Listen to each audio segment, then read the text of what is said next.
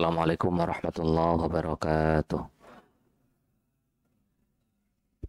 Alhamdulillahi rabbil alamin. Wassalatu wassalamu ala habibina wa nabiyyina wa maulana Muhammadin wa ala alihi wa ashabihi ajma'in. Amma ba'du. Ahlan wa sahlan Bapak Ibu semuanya.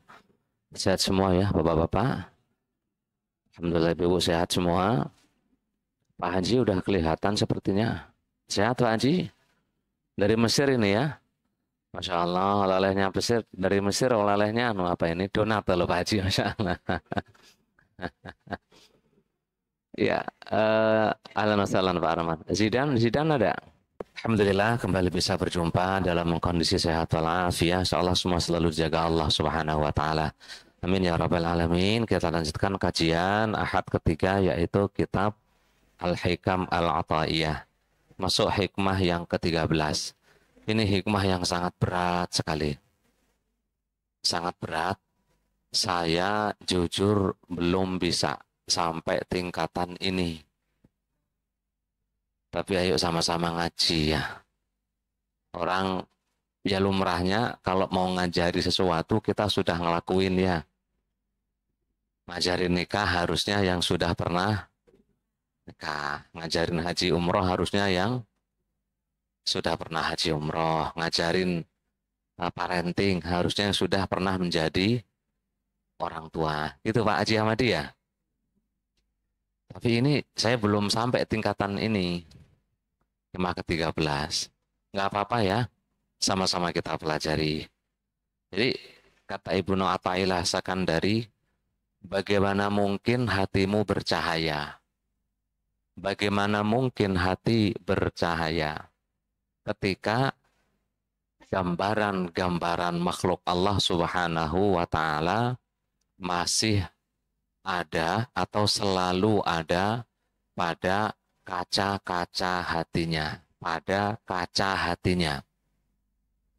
Bagaimana mungkin seseorang menuju Allah Subhanahu wa taala padahal dia masih terbelenggu dengan syahwat-syahwatnya?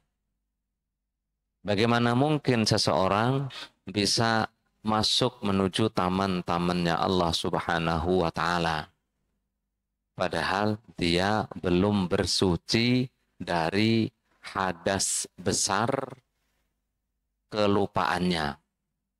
Dan bagaimana mungkin dia memahami rahasia-rahasia ilahi yang agung sementara dia belum bertaubat dari dosa-dosanya? Jadi tujuan utama belajar tasawuf adalah membuat hati bercahaya. Tapi hati tidak akan bercahaya selama cermin yang di hati masih menampakkan makhluk-makhluknya Allah. Nah itu sulit sekali. Nggak mungkin hati kita mendapat cahaya ilahi, bercahaya, selama gambar, mohon maaf, yang masih senang kekuasaan, hatinya itu yang tergambar, hati diibaratkan cermin.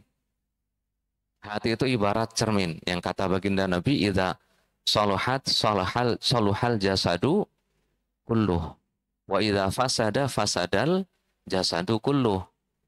Cermin yang memantulkan. Namanya cermin pasti mantul. Apa yang ada di hati akan terpantul dalam keseharian, aktivitas. Orang yang di hatinya adalah perempuan, halo Kang Santri, santri-santri yang ada di hatinya mungkin perempuan gitu ya, santri ya? Junior gimana? Enggak ya? Enggak. Kalau yang ada di hatinya perempuan, kesehariannya dari pagi sampai pagi lagi, yang difikirkan apa? Betul ya? Yang dia akan deketi, dia selalu cari, dia usahakan adalah mencari perempuan. Bapak-bapak, yang di hatinya ada gambar mobil. Mungkin Pak Rudi ya. Di hatinya itu ada gambar mobil. Yang ada di pikiran ya selalu mobil. Pergi pagi cari duit. Pulang petang untuk cari. Betul nggak kira-kira? Betul ya? Emak-emak di hatinya baju, rok, kerudung, tas. apalagi emas itu ya, emas, cincin, kalung, gelang, sepatu, apalagi sendal. Di hatinya itu ada itu terus. Bahkan sholat juga yang diingat baju. Iya, ngaji Quran yang dibuka depannya mushaf, tapi di hatinya yang kelihatan jilbab baru, gamis baru. Nah, ada orang, mohon maaf, cermin hatinya itu yang ada makanan. Iya, bahkan sholat meskipun inna sholati wa nusuki, yang dilafalkan inna sholati wa nusuki, wa mahyaya wa mamati lillah, tapi di hatinya, itu kayaknya ayam dikeprek itu enak sekali ya. Lele kalau dipenyet kayaknya enak, nasi tumpeng itu enak, pecel ini enak, bebek goreng yang ini enak. Yang nggak bisa bercahaya. Nah, kenapa? Gini, cermin itu akan memantulkan dengan jernih kalau tidak ada penghalang. Lah iya apa enggak? Ada penghalangnya apa? Ada orang itu semua syahwat punya. Syahwat makanan seperempat. Syahwat makanan semua. Iya kan? Seperempatnya lagi syahwat urusan perempuan. Seperempatnya lagi. Seperempatnya lagi syahwat untuk berantem. Seperempatnya lagi syahwat untuk mengumpulkan duit dan kekuasaan. Full. Nggak ada ruang untuk Allah Subhanahu wa Ta'ala. Bisa bercahaya? Nggak bisa. Ya.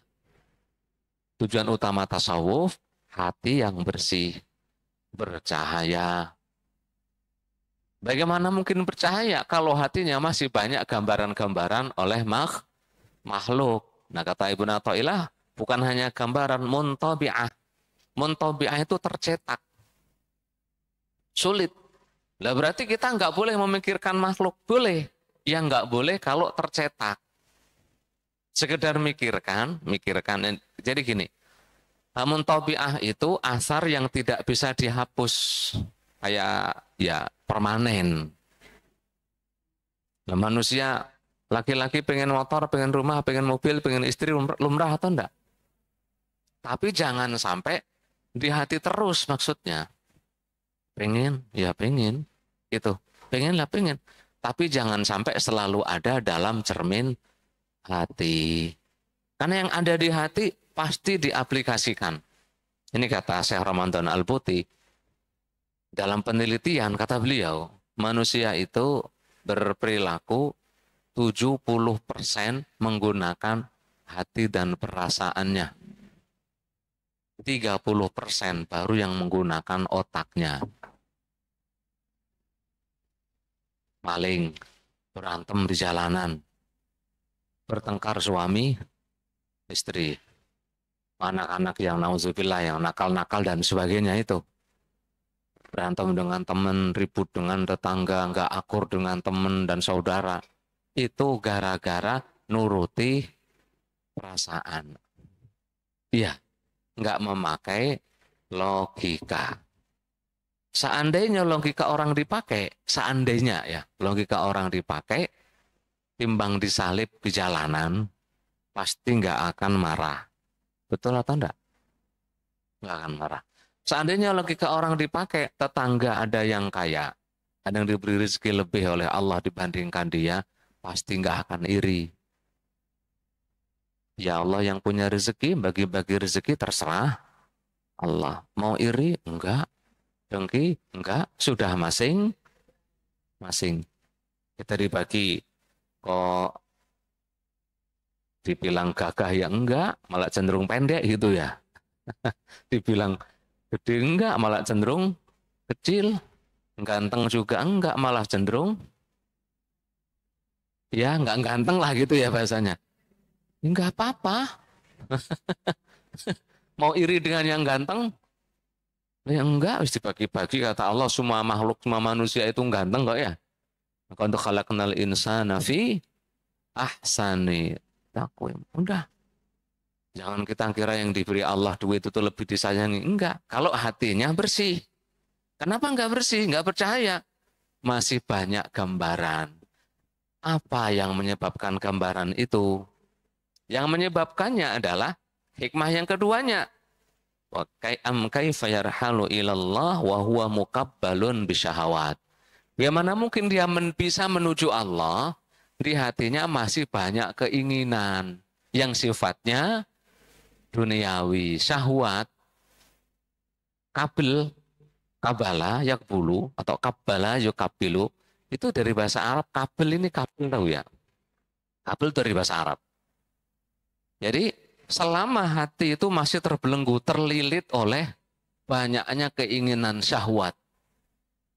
Jadi gambaran-gambaran yang nancep, tercetak, permanen itu yang menyebabkan adalah syahwat. Syahwatnya masih melilit hati. Ya tadi ada mungkin bapak-bapak yang mikirnya itu adalah gimana ganti. Udah punya motor gede, keluar motor gede lagi, ganti. Iya. Udah punya mobil, keluar mobil yang baru, ganti. Anak-anak muda sudah punya HP, HP-nya masih bisa dipakai, nggak ketinggalan zaman, rusak juga, enggak. Umur belum ada setahun. Belum ada setahun umur HP-nya. Atau mungkin baru setahun. Masih dapat update baru. Keluar produk baru, ya kan? Ganti. Baju model baru, ganti. Ini model baru, ganti. Ada mall baru, pengen datang. Lah ya apa enggak? Wisata baru harus datang. Acara sono harus datang. Sudah, selesai itu hatinya. Penuh.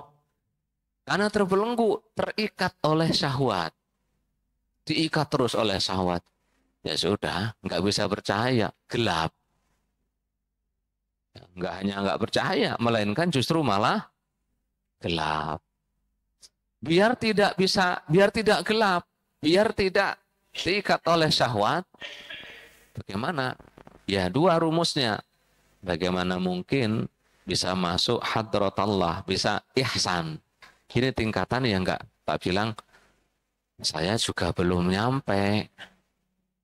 Tapi kita sama-sama belajar, semoga nanti bisa sampai kita. Bagaimana mungkin bisa sampai tingkatan seolah-olah di samping Allah, melihat Allah. Yang dalam hadis Umar bin Al-Khattab, riwayat Imam Muslim, Jibril bertanya kepada Nabi SAW, mal ihsan. Rasul bersabda, anta'budallaha ka'annaka tarah. Fa'illam takun tarahu fa'innahu yarak. Engkau menyembah Allah seolah-olah selalu melihat Allah. Kalau tidak bisa, ya seolah-olah engkau harus selalu dilihat oleh Allah. Yakinlah bahwa engkau selalu dilihat Allah. Jadi ada dua tingkatan. Tingkatan muraqabah dalam hadis ini. Muraqabah itu tingkatan di bawah musyahadah. Sama-sama ihsan. Ihsan dua tingkatan. Tingkatan muraqabah selalu merasa diawasi Allah. Tingkatan yang paling tinggi, tingkatan musyahadah. Selalu melihat Allah. Melihat Allah bukan berarti melihat fisiknya. Ya enggak. Maksudnya selalu ada keberadaan Allah pada makhluk-makhluk Allah subhanahu wa ta'ala. Pada ciptaan-ciptaan Allah ta'ala. Melihat semua manusia akan melihat keagungan, kemahadahsyatan penciptaan Allah di manusia. Melihat hewan-hewan, melihat keagungan Allah di situ. Bukan fisiknya loh ya. Melihat tumbuh-tumbuhan, melihat laut, melihat gunung, melihat keagungan, keesaan Allah subhanahu wa ta'ala. Itu tingkatan musyahadah. Iya, tingkatan musyahadah. Sulit, jangankan musyahadah, muraqabah saja belum ya. Muraqabah itu juga belum. Nah kata Ibnu Athaillah, bagaimana mungkin bisa masuk ke hadratullah seolah-olah melihat Allah Ta'ala sedangkan dia belum bersuci dari junub kelalaiannya. Jadi kelalaian, kealpaan itu diibaratkan junub. Junub berarti harus mandi besar ya, menyeluruh berarti. Menyeluruhnya bagaimana? Am kaifa yarju an yafhama daqa'iqal asrari wa huwa lam yatub min hafawatihi. Bagaimana mungkin bisa mendalami rahasia-rahasia agung dalam setiap penciptaan Allah, sedangkan dia belum pernah bertaubat dari dosa-dosanya. Jadi kalau kita pahami dari bawah, dosa itu membuat kita lalai. Ya, dosa membuat lalai. Pertama dosa. Kalau sudah dosa membuat lalai. Setelah lalai, maka orang akan terhimpit, terlilit oleh syahwat. Jika sudah terlilit oleh syahwat, maka hatinya tertutup oleh gambar-gambar selain cahaya Allah Ta'ala.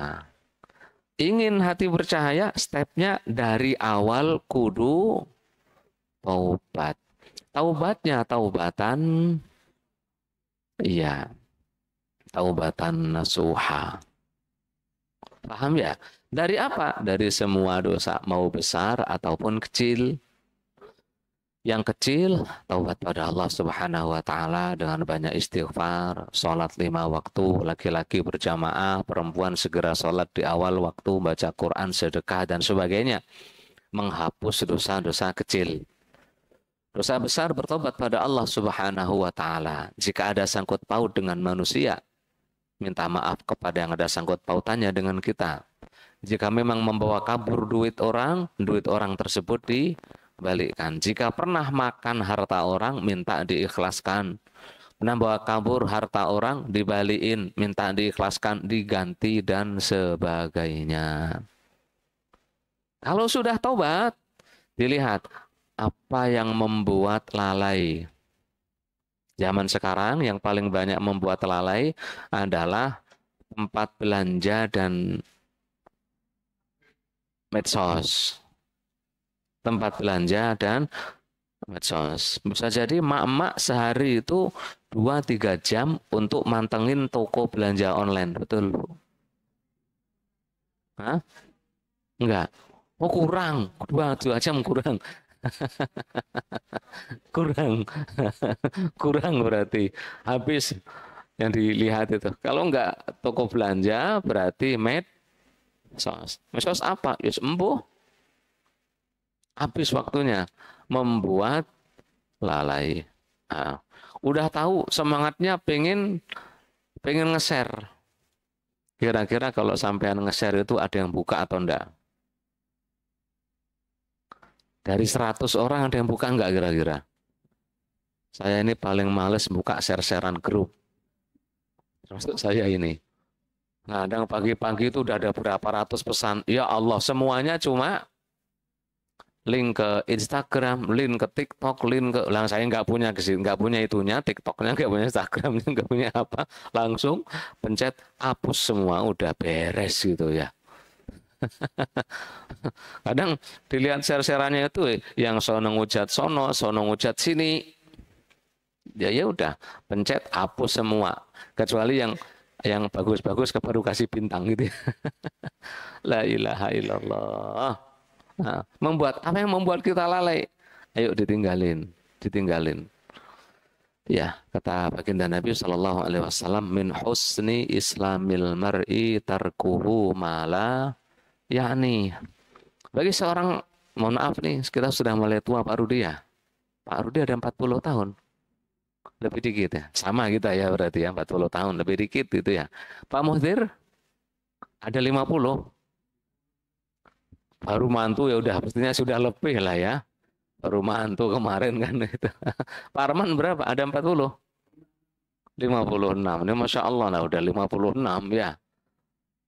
Nah, kira-kira yang tidak layak dilakukan oleh orang-orang yang usia 56 itu apa? Dipikir-pikir ya. Ada dandanan itu jenis-jenis baju itu nggak cocok dipakai bapak-bapak usia 56. Betul atau enggak? Tapi dipakai anak-anak muda kayak mas-mas santri cocok. Ada gitu ya? Ada. Ada gitu. Ada jenis-jenis makanan itu biasanya selayaknya dihindari oleh, iya, jangan samain dengan santri-santri itu. Santri-santri mah apa kayak itu? Makanan mau keras, mau lembek, mau cair, mau apa, mau gas juga dimakan sama dia. Mau panas, mau dingin, mau anget, makan semua sama mereka. Maksudnya apa? Biar kita tidak terbelenggu nanti. Yang membuat kita lalai apa? Kadang keinginan ngejar makanan. Udah usia 40 tahun, 50 tahun, kayaknya nggak cocok deh. Ngejarnya selalu makan. Makan sono dikejar, makan sono dikejar, makan sono. Nggak cocok ya. Nggak cocok. Udah 50 tahun ngikuti fashion modern. Cocok nggak kira-kira ya? Kayaknya enggak ya. Mama cocok nggak kira-kira, Bu? Enggak ya? Enggak. Mungkin loh ya. Mungkin maksudnya ya ada pakaian-pakaian untuk anak muda itu biasanya nggak cocok dipakai. Betul ya? Dipakai emak-emak. Biar apa? Biar kita nggak lalai. Nah, perkumpulan-perkumpulan juga ini, komunitas-komunitas, tolong dilihat yang cocok untuk orang tua itu apa. Coba, ini emak-emak usia 40-50 tahun ikut komunitas panjat tebing, cocok nggak kira-kira itu? Nggak cocok kayaknya ya, emak-emak. Tapi anak-anak muda ya cocok-cocok, wae. Lah iya apa enggak? Emak-emak udah sepuh-sepuh ikut komunitas touring motor gede. Usah cocok belas itu. Kayaknya nggak cocok menurut saya pribadi. Nggak cocok. Kalau mau ya sampean komunitas mobil lah ya gitu, mobil emak-emak. Nah gitu. Bapak-bapak juga gitu. Apa komunitas yang cocok? Bapak-bapak cocok sepertinya komunitas sepeda ya. Cocok ya? Cocok. Atau olahraga-olahraga yang ringan lah. Udah 50 tahun itu masih ngeyel main futsal sama sepak bola. Bisa? Ya bisa sih, bisa jadi kiper. Atau jadi pelatih. Atau hakim garis, monggo gitu. Bisa seperti itu. Tapi kalau main nur ke lapangan nanti menyebabkan kita lalai. Pilih hobi yang cocok untuk kita. Sesuai dengan usia kita, kadar kita, biar tidak membuat lalai. Keinginan, coba keinginan yang cocok untuk usia-usia masing-masing silahkan dipikirkan. Ya, monggo dipikir masing-masing. Pak Haji Ahmadi usianya berapa Pak Haji? 65 tahun. Pengen kawin lagi, cocok nggak Pak Haji? Hah? Kata Pak Rudi mah cocok aja gitu. Cocok kata Pak Haji Ahmadi udah nggak cocok. Nah iya. Maksudnya daripada mikirin kawin lagi, nggak mungkin terlaksana kayaknya Pak Haji ya. Enggak, jangan mikirin yang itu, udah sepuh, udah telat. Udah terus mikirin yang lain. Biar tidak lalai. Gitu maksudnya. Jadi keinginannya disesuaikan. Ya. Mama itu kadang saking banyaknya baju, bingung mau milih yang mana dipakai. Betul, Bu? Lumrahnya baju itu yang penting sudah punya semua warna cukup ya? Iya. Merah, kuning, hijau, biru, abu-abu. Warnanya sama, modelnya beda. Ini modelnya sama, bahannya beda. Warnanya sama, modelnya beda. Bahannya dibedain lagi. Aduh ya pusing itu ngejar. Nah kalau ngejar seperti itu ya gimana? Mau menuju Allah Subhanahu wa taala, setiap harinya akan capek. Ngurusi syahwatnya. Capek. Rahasianya mengapa kita orang-orang yang memiliki anak itu nafkahi anak sampai dia dewasa, mandiri. Selesai kan? Selesai. Karena ketika kita sudah tua, anak-anak sudah dewasa, udah nggak berhak anak minta mobil ke kita itu. Dari sekolah udah, pesantren juga sudah, masih minta mobil, sono cari. Udah nggak ada kewajiban ngasih makan anak yang sudah mandiri itu sudah tidak ada kewajiban. Sudah selesai, udah anak-anak sudah pada mentas dewasa, silakan cari hidup sendiri-sendiri. Biar bapak emaknya fokus untuk, ya Banda. Iya.